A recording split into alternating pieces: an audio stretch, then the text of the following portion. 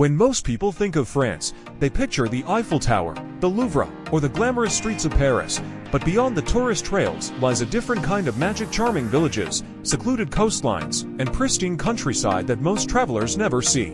In this video, we're taking you off the beaten path to explore the hidden gems of France, places where time slows down, culture thrives, and authentic beauty awaits around every corner. Number 1. Gorgeous Duverdong. Nestled in southeastern France, gorgeous Duverdong is one of Europe's most breathtaking natural wonders. Imagine a deep turquoise river slicing through limestone cliffs that rise up to 700 meters. That's the gorgeous Duverdong. It stretches about 25 kilometers and is a paradise for nature lovers. Think of it as France's very own Grand Canyon, but with French charm, cheese nearby, and fewer tourists. This place is raw, dramatic, and peaceful.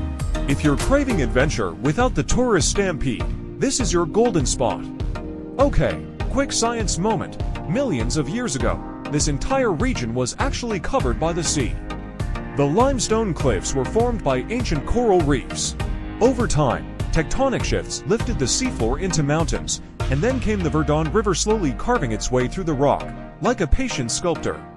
Hop in a kayak or paddle boat. You have to get on the water, paddle through the gorge, with cliffs towering above you and that electric turquoise glow around. If you're up for a challenge, hit the Sentier Blanc Martel. It's the most famous trail here, and it's basically a roller coaster of jaw-dropping views and tunnels carved into cliffs. An expert advice: bring snacks and good shoes. Drive along the Route des Cygnes or way to ease a scenic road with lookout points that'll fill your camera roll in no time. Or head to Montton, a charming village nearby. Grab a coffee and soak in some medieval vibes. Number 2. Itria Cliffs. Welcome to Itria, a small coastal town in Normandy, where the sea has carved dramatic white chalk cliffs and natural arches that look like something out of a fantasy film.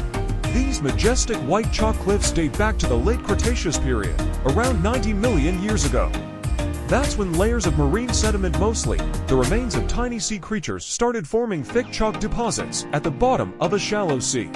Over time, wind, rain, and the relentless waves of the English Channel carved out arches, pillars, and caves in these cliffs.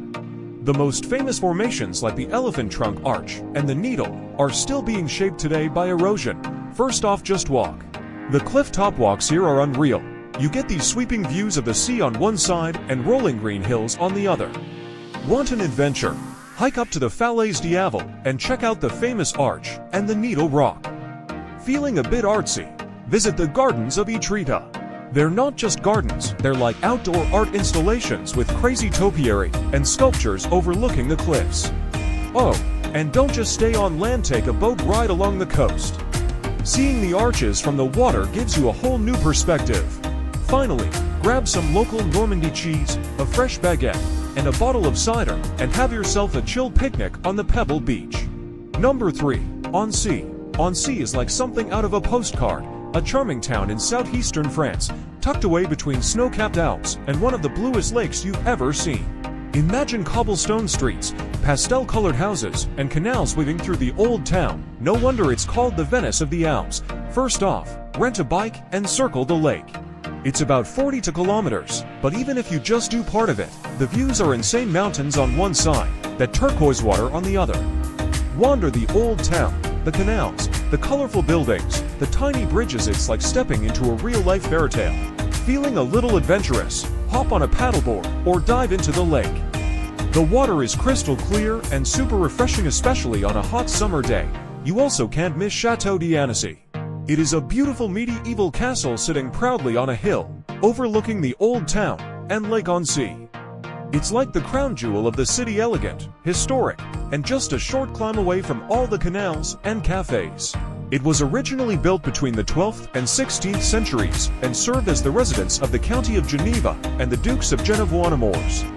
The castle was later transformed into a museum, displaying regional art, furniture, and historical exhibits. Number 4. Rayquiwiri. Rayquiwiri is a town on the Alsace wine route in eastern France. Cobblestone streets, pastel-colored houses with wooden beams, window boxes overflowing with flowers, and the smell of fresh-baked Kugelhof wafting through the air. Winemaking tools and a restored kitchen are on display in the 16th century Maison de Vigneron. The 1291 Dolder Tower houses the Musée du Dolder, featuring centuries-old weapons. This enchanting village, among the most beautiful in France, is nicknamed the Land of Fairy Tales and inspired Walt Disney's film Beauty and the Beast. First, just walk. Seriously, no map needed. Just wander in the alleyways and admire every single house. Each one is like a postcard. Second, eat. Grab a fresh tart flambe at a cozy café or sip local white wines, especially Riesling and Gewürztraminer. They're grown right outside the village, so you're literally drinking wine from the land you're standing on. Next, pop into the quirky little shops. There's everything from handmade crafts to year-round Christmas boutiques. Bonus tip: visit during the Christmas season. The whole village transforms into a fairy-lit snow globe. But even in summer, it's equally charming, just with fewer layers and more gelato. Here's something fascinating. Rayquiwiri wasn't bombed during World War II, which means much of its architecture is original, some of it dating back 500 years. It's like walking through a real-life museum. Number 5. Montton. Now imagine this. You're walking through a town bathed in sunlight, where pastel-colored buildings meet the sparkling blue of the Mediterranean Sea. Welcome to Montton, a charming coastal town on the French-Italian border. It's known as the Pearl of France, and it's known for beaches and gardens, such as the Serre de la Madone Garden, showcasing rare plants. It's got that dreamy mix of French elegance and Italian warmth, like a Riviera town with a twist of limoncello. Montton is quieter, less commercialized, and feels like a secret locals want to keep to themselves. If you're into slow travel, sun-kissed charm, and old-world beauty, Montton is your sweet escape. Alright, so what do you actually do in Montton? Start your morning with a lemony twist. Yes, lemons are kind of a big deal here. Grab a fresh lemon tart or a lemonade at a local cafe. Wander through the old town. Lose yourself in the narrow, winding streets of Vieux Montton. The buildings are like a rainbow of faded pastels, and every corner looks like a postcard. Climb to the cemetery of the old chateau, but this one is perched on a hill with a panoramic view of the sea, the town, and even Italy on a clear day. Hit the beach, Riviera style. Dip your toes into the warm Mediterranean. You've got these calm little bays with crystal clear water that literally sparkles in the sun. You can just roll out your towel on the smooth pebbles or sandy stretches. Grab a spot at one of the beachside cafes or private beach clubs. Order a chilled drink, maybe a citron press or a glass of rose. Stroll through the Jardin Serre de la Madone, hidden in the hills. This botanical garden is like walking into a tropical dream. It's quiet, romantic, and a perfect little break from the sun. Number 6. Egashine. Tucked away in the Alsace region of northeastern France, Egashine is the kind of village that looks like it was dreamt up by a storybook illustrator. Picture this: narrow, cobblestone lane spiraling outward like a snail shell, lined with charming half-timbered houses painted in pastel hues, all adorned with vibrant flower boxes. It's quiet, peaceful, and ridiculously pretty, like walking into a fantasy movie set, except it's real. It's officially recognized as one of the most beautiful villages in France, but it's not overwhelmed by crowds. Which means you get all the charm, with none of the chaos. Walk the circle. The layout of the village is actually circular, so just start strolling and follow the loop. Every corner reveals something adorable. Next, wine tasting. Stop by a family-owned wine cellar. Many have been in the same family for generations. Try the region's famous Gewürztraminer or Riesling. Trust me, even if you're not a wine expert, you'll love how friendly and personal the experience is.